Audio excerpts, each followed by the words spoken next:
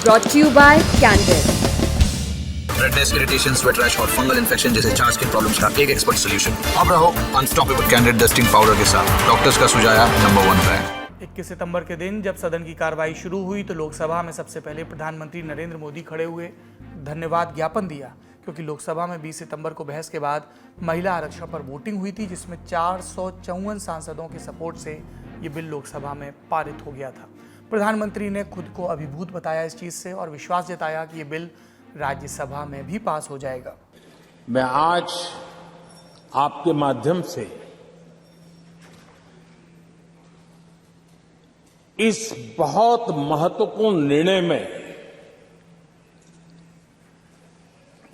और देश की मातृशक्ति में एक नई ऊर्जा भरने में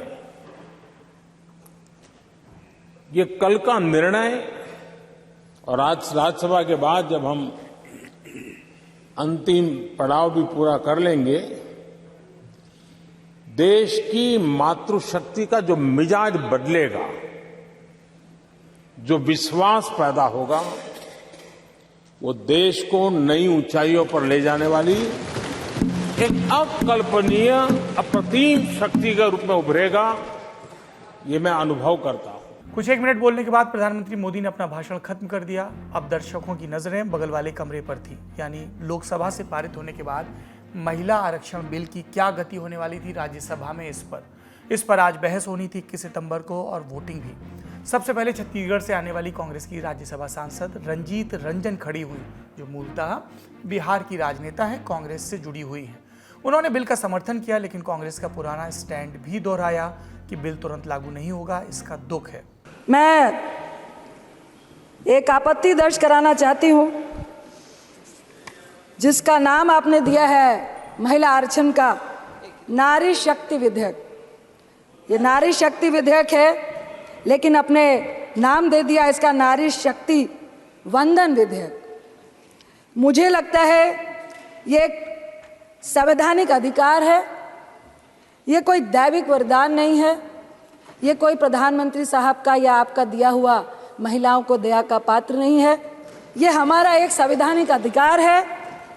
आपने इसका नाम दैविक और दया और पूजा से जोड़ के, मुझे लगता है जो आंदोलन का इतिहास था उसको भी खत्म करने की कोशिश की है। ये एक मैं महिला होने के नाते बोल रही हूँ।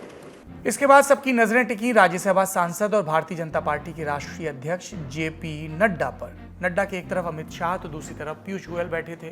नड्डा ने कहा, प्रधानमंत्री मोदी महिला आरक्षण को निर्णायक मोड़ पर लेकर आ गए हैं। दुनिया हमें लेडीज फर्स्ट समझा रही थी, जबकि हमारे यहाँ गिरिजा शंकर, गौरी शंकर, राधे श्याम और सीताराम जैसी शब्दावलियां हैं। हमारे यहाँ वेदों और हड़प्पा की सभ्यता में भी महिलाओं का महती स्थान रहा है। अध्यात्म से लेकर अध्यापन तक नारी का विशेष योगदान रहा है। और अगर हम हड़प्पन काल की भी बात करें तो वो जो कांस्य की मूर्ति डांसिंग गर्ल है, वह बताता है कि हमारे समाज में महिलाओं को कितनी स्वतंत्रता थी और कितना इंडिपेंडेंस था, यह भी उसमें से दर्शाता है। यह दीगर बात है कि कुछ हमारे, जब हम गुलामी के काल से गुजरे, मेडिवल पीरियड से गुजरे, तो उस समय पर्दा सिस्टम से लेकर के महिलाओं का जरूर कुछ जो उत्थान का स्थान था उसमें कमी आई।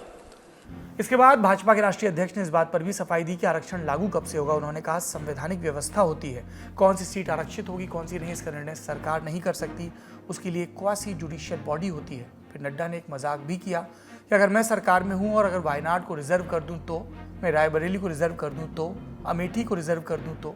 इतना बोलकर नड्डा अपनी बात आगे बढ़ाने वाले थे, तभी बगल में बैठे पीयूष गोयल ने कहा, कलबुर्गी कलबुर्गी। इसके बाद नड्डा ने कहा, कलबुर्गी को कर दूं तो। वायनाड राहुल गांधी की लोकसभा सीट, अमेठी भी उनकी सीट जहां से वो हारे, रायबरेली गांधी परिवार की परंपरागत सीट जहां से सोनिया गांधी जीत कर आई, और कलबुर्गी राज्यसभा में समय नेता विपक्ष मल्लिकार्जुन खड़गे का लोकसभा क्षेत्र। ये बातें हुई। अमित शाह और भाजपा के तमाम नेता इस पर हंसने भी लगे। फिर उन्होंने बताया कि आज अगर बिल राज्यसभा से पास होता है तो साल 2029 में महिलाओं को लोकसभा चुनाव में आरक्षण का लाभ मिलेगा। इसी मौके पर खड़गे ने जेपी नड्डा को टोका और कहा, जब पंचायत में आरक्षण तुरंत लागू हो सकता है तो ये बिल लोकसभा और विधानसभा के वास्ते तुरंत क्यों नहीं लागू हो सकता।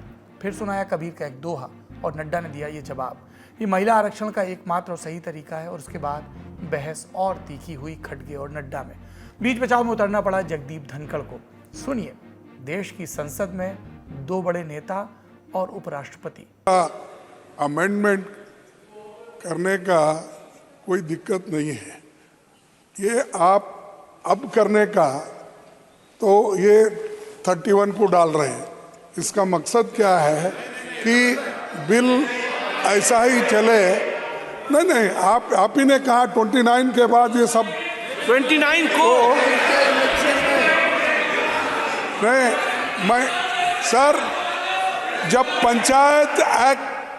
पंचायत में रिजर्वेशन के लिए होता है, जिला पंचायत का होता है, तो ये वुमन रिजर्वेशन का क्यों नहीं होता? आज करो। और मैं एक कबीर का दुआ सुनाता हूँ, कल करने का आज करो, आज करने का अब करो, और फिर तो पल में प्रलय होगा तो फिर करेंगे कब?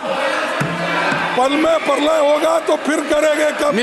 ऐसा है, आप लोगों ने ये जो नो कर रहे हैं ना, इसीलिए आपको उधर बैठा दिया, क्योंकि शासन करने नहीं आया।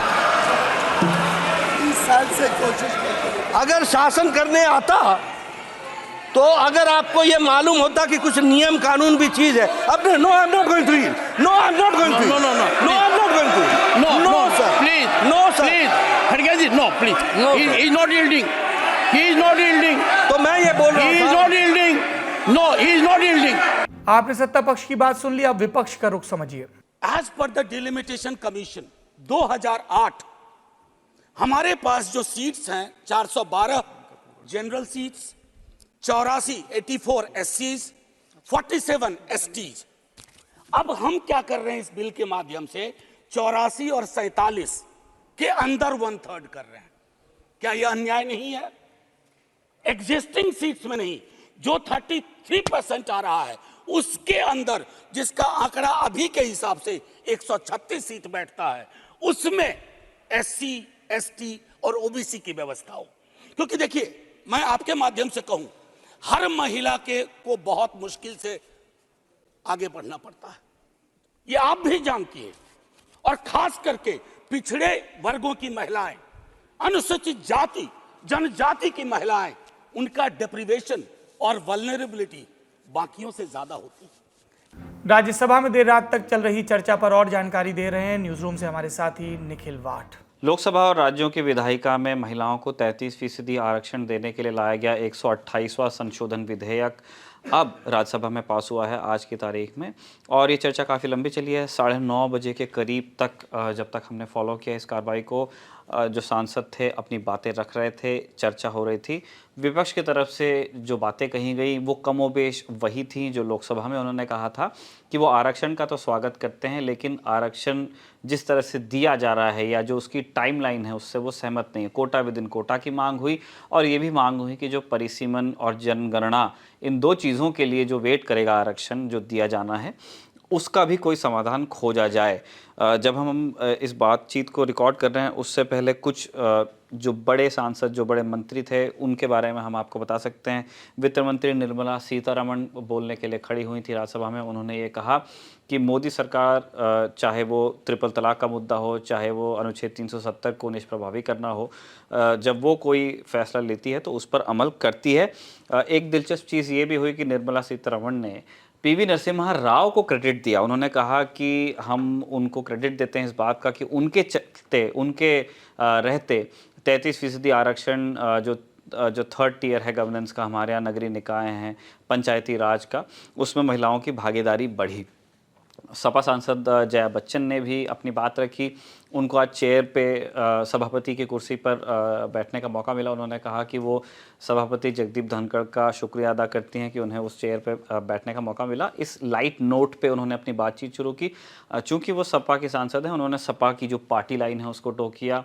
ये बताया कि सपा भी आरक्षण का समर्थन करती है, लेकिन ओबीसी का जो मुद्दा है, कोटा विद इन कोटा की जो मांग है, वो उसको रेखांकित करना चाहते हैं। इसके अलावा भाजपा सांसद सुशील कुमार मोदी ने भी कांग्रेस पे ये इल्ज़ाम लगाया कि यूपीए के दौर में जब ये बिल आया था तब कोलिशन पॉलिटिक्स का बहाना बना करके इस बिल को पास नहीं होने दिया गया। ललन टॉप शो में आखिरी में उम्मीद की बात। देखिए बिहार का ये स्कूल मुजफ्फरपुर के रेलवे जंक्शन में रेल पुलिस पाठशाला है, जिसे इस साल 15 अगस्त को शुरू किया गया था और जुगत लगाई गई थी रेल पुलिस अधीक्षक कुमार आशीष के द्वारा। यहाँ अनाथ और ज़रूरतमंद बच्चों की पढ़ाई होती है। वे बच्चे पढ़ते भी हैं जो यहाँ कूड़ा बीनते थे और कई ऐसे काम करते थे जो छोटे बच्चों को क्या बड़ों को भी नहीं करना चाहिए। अब ये बच्चे शिक्षा हासिल कर रहे हैं। इस पाठशाला में हर दिन सुबह 8 बजे से 11 बजे तक कक्षाएं लगती हैं। पुलिसकर्मी अपनी ड्यूटी खत्म करने के बाद बारी बारी बच्चों को पढ़ाते हैं। इसी तरह की पहल की ज़रूरत है। बाबा साहब भीमराव अम्बेडकर कह गए हैं, शिक्षित बनो, संघर्ष करो, शिक्षा ही मुक्ति देती है, शिक्षा ही आगे का मार्ग प्रशस्त करती है। हम पत्रकारों को भी इसी तरह की जिम्मेदारी मिली होती है। देश के नागरिकों को बताएं देश में दुनिया में क्या चल रहा है। दुनियादारी में आज हमने विस्तार से भारत कनाडा की क्राइसिस, इसके इंटरनेशनल पहलुओं के बारे में बात की और क्यों रूस को अजरबैजान में और आर्मेनिया में कोसा जा रहा है, इस पर बात की। और ललन टॉप शो में आपको विस्तार से बताया देश की संसद के बारे में और भारत में जो कनाडा को लेकर राजनीति चल रही है या कार्रवाई उसके बारे में। ललन टॉप शो के इन विषयों पर आपकी क्या प्रतिक्रिया है, कमेंट बॉक्स में जरूर बताइए। अपना और अपनों का ख्याल रखिए। संवाद का सिलसिला चलता रहे। शुभ रात्रि।